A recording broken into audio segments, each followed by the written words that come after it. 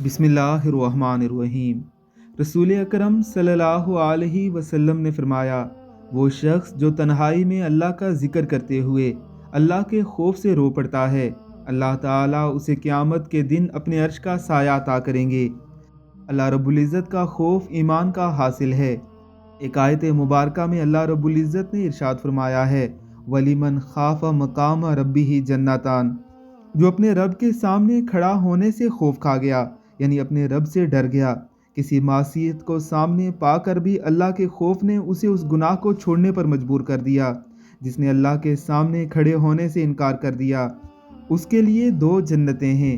अल्लाह रब्बुल इज़्ज़त की ज़ात हमें भी उन लोगों में शामिल फरमाए जो अल्लाह का जिक्र करते हुए अल्लाह से डर कर रो पड़ते हैं, जिन्हें उस क़यामत के रोज़ अर्श का साया अता किया जाएगा, जिस रोज़ उसके सिवा कोई साया नहीं होगा। आमीन सुम आमीन।